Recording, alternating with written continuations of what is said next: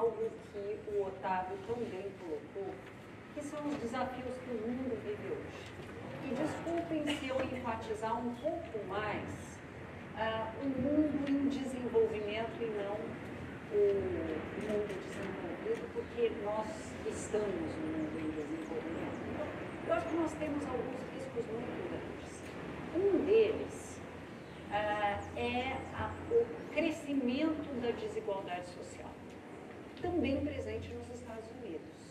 Mas o crescimento da desigualdade social é um fenômeno muito forte que traz consequências não só no sentido de injustiça social, mas também para a política de segurança pública. Quer dizer, quando a gente aqui no Brasil se queixa, eu moro no Rio de Janeiro, dos problemas de segurança, a gente lembra imediatamente de falta de política de segurança e de polícia, mas esquece que o que gera a violência, ou que contribui de uma maneira importante para a violência, é a questão da desigualdade social. Um outro risco, também esse apontado pelo Otávio, é a questão da automação, da robotização e da inteligência artificial com uma grande extinção de postos de trabalho. Antes que me responsabilize por dizer que agora vai tudo acabar, eu acho que não. Acho que novos postos serão gerados, mas não para as mesmas competências, mas não para as mesmas pessoas. Hoje, com a inteligência artificial, os algoritmos substituem trabalho não só manual, mas intelectual, e isso significa que quem aprendeu nas gerações anteriores não está preparado para lidar com esse mundo complexo. Um terceiro risco, o Osmond e o Frey chegam a falar de 2 bilhões de postos de trabalho extintos. Mesmo que não seja verdadeiro o número, mesmo que seja uma estimativa frágil, estamos falando de tempos de desassossego social muito, muito grandes e que colocam desafios para a educação. Para como é que nós vamos educar crianças, adolescentes dessa nova geração, que não é mais nem a do Caio, que é aqui dos nossos netos aqui, Fernanda. A questão também, e aqui eu ia falar de uma série de outros, mas eu vou falar de um, senão eu não posso falar um tanto de educação. De uma cidadania frágil. Eu não preciso contar do momento que vivemos no Brasil, ou até nos Estados Unidos, ou na Europa, na Áustria, para dar um exemplo, ou na República Tcheca, ou em outro, de como que regimes políticos estão surgindo a partir de uma cidadania frágil, de expectativas de soluções mágicas para os desafios no... Oi, não está? Não está. Está dando para ouvir? Tá. Então, as pessoas esperam soluções mágicas para problemas, estão ressentidas ou por perdas de posto de trabalho ou por imigração, e esperam soluções mágicas e adoram políticos que prometem que vão acabar com tudo isso que está aí, seja essa afirmação ou o que for.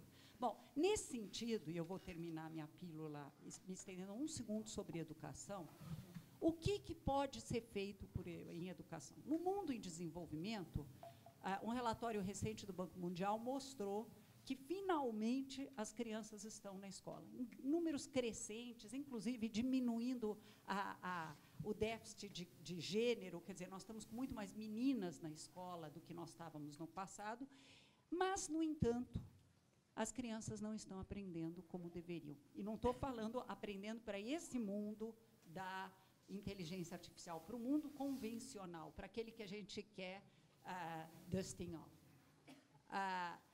E, ao mesmo tempo, vamos ter que lidar com a seguinte questão. Com a automação, a robotização e a inteligência artificial, postos de trabalho estão sendo levados de volta para as matrizes. Então, o mundo em desenvolvimento perde trabalhos não exatamente porque robôs estão substituindo gente, mas porque postos de trabalho estão sendo levados para lá. E nós, no mundo em desenvolvimento, temos que lidar com a difícil tarefa de fazer, ao mesmo tempo, 2 coisas. Garantir as competências básicas para os nossos jovens e, ao mesmo tempo, prepará-los para esse mundo novo. Para esse mundo novo, eu poderia falar horas sobre o que as escolas deveriam ensinar, mas eu vou falar de 3 coisas. Ensinar resolução colaborativa de problemas, que nenhum robô colabora com uma visão sistêmica, ainda, com uma visão sistêmica para resolver problemas, para identificar e resolver problemas. Uma outra competência central tem a ver com a questão do renascimento que o Otávio falou. Quando a gente lê a biografia magnífica que o Walter Isaacson escreveu do Leonardo da Vinci, chama atenção 3 competências que ele tinha, que até a escola tradicional deveria ter desenvolvido, que é a criatividade, a curiosidade e a imaginação. As máquinas não têm imaginação. Elas não têm uma curiosidade inata, como nós temos. A criança nasce extremamente curiosa e a escola tradicional mata a curiosidade na criança. Bom, para isso, e eu termino com essa frase, nós temos que repensar completamente os sistemas educacionais, mas nós temos que trabalhar com uma questão, um desafio cultural tremendo, que é mudar o papel do professor e como o professor trabalha. E isso significa, termino com essa frase, com essa expressão, isso significa transformá-lo de um mero fornecedor de aulas para um assegurador de aprendizagem. Quando o Fernando falou da memória, eu tive esse negócio. Como que eu não falei da memória, né? Coisa incrível, né? E eu me lembrei de um texto antigo sobre educação, que depois a Unesco se apropriou, do Jacques Delors, quando ele pensava educação europeia. Como é que, depois de tantas guerras, tantos ódios, a gente se une agora num projeto de Europa, entre parênteses, atualmente em risco? Como deveria ser a educação dos jovens, das crianças e jovens europeus? E aí ele disse que nós deveríamos ensinar as crianças europeias, primeiro, a aprender a ser, que tem a ver com a questão da identidade que você levantou. Então, eu sou uma criança, por exemplo, francesa, eu preciso conhecer a história, o que me constituiu em criança francesa, eu preciso saber o que significa ser quem eu sou, com todas as minhas características familiares, que provavelmente misturam diferentes povos. Eu preciso estar confortável com a minha identidade. Só que as identidades na Europa foram construídas, inicialmente, não só na Europa, a partir do ódio. O ódio ao outro. Eu me constituo, enquanto nação, em guerra com o outro. Não preciso falar das guerras franco-prussianas, não preciso falar, para que a gente se entenda melhor o papel do ódio e não dos afetos na constituição das identidades nacionais. Então, aprender a ser era importante, mas numa base nova. Por quê? Porque o Jacques Delors juntou ao aprender a ser o aprender a viver juntos. A ideia de que eu posso ter orgulho de ser francês e eu aprendo a viver com os alemães em paz. Eu aprendo a viver com o diverso, tão importante no mundo de hoje. Veja como é uma coisa da década de 90 que se mantém atual até hoje. Eu preciso aprender a viver com pessoas de gêneros diferentes, de etnias diferentes. Eu preciso ser uma criança europeia que vive em paz com as crianças roma ou ciganos, como a gente prefere chamar, com as crianças judias que foram perseguidas, assim como as ciganas num período anterior.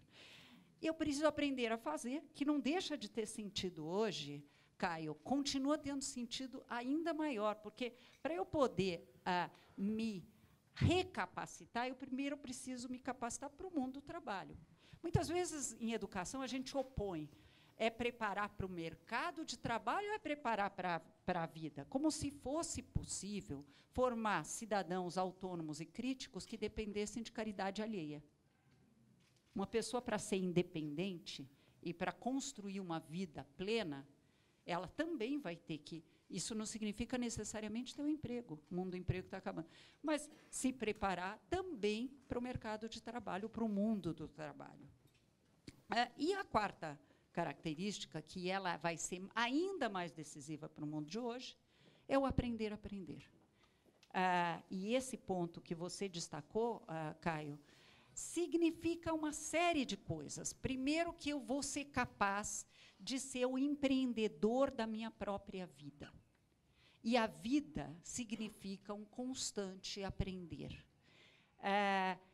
Eu vou precisar de um mestre no começo da minha vida profissional, e eu vou precisar de uma enormidade de mestres na sequência.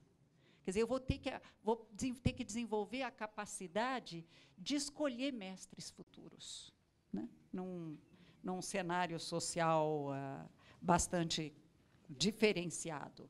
Mas eu queria levantar duas questões relacionadas ao teu último comentário. Um tem a ver com os conhecimentos que a gente adquire fora do chão da escola. Eu sou uma grande defensora da escola pública. Completo com escola pública laica. Eu sou uma grande defensora da escola pública laica. Mas tem uma série de coisas que a gente aprende fora da escola. Um rapazinho pode se tornar, para mim, todo mundo que tem menos que a minha idade, 62 anos, é mocinha, rapazinho. Então, o rapazinho pode se tornar um web designer observando o outro fazer. Então, você vai ter que pensar num mundo, no futuro, em que certificações e reconhecimento de conhecimentos prévios possa ser muito mais flexível do que é hoje. Hoje, alguém faz um curso técnico de nível médio de mecatrônica, entra numa faculdade de engenharia mecatrônica e tem que começar tudo de novo. Não.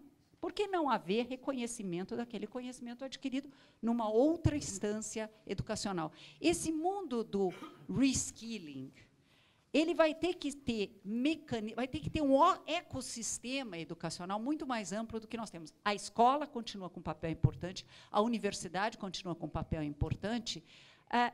Que tal a gente pensar em escritórios de aconselhamentos de competências, em processos mais flexíveis de aquisição e reconhecimento de competências? Por último, o professor, por último, mas não menos importante. Eu falei que ele deve ser um assegurador de aprendizagens.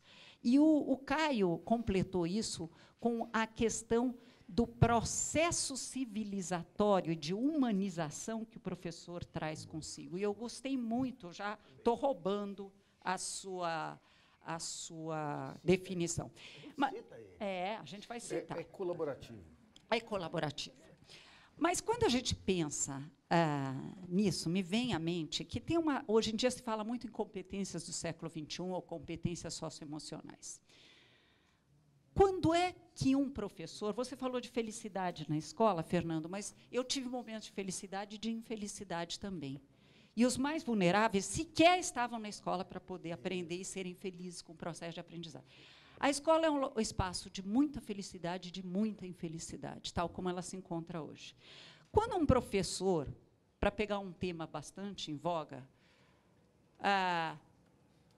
tenta combater o bullying, e ele faz bullying com alunos, porque vamos admitir que existe isso. Acho que todos nós tivemos experiências educacionais em que vimos isso acontecer. Não chamava desse jeito, ele estava ridicularizando um aluno. Como é que um professor vai dar aula de socioemocional falando? Anotem nos cadernos, né? Empatia é o processo de... Isso não vai adiantar nada. O professor tem que se tornar humano, desenvolver a sua empatia para poder promover a empatia.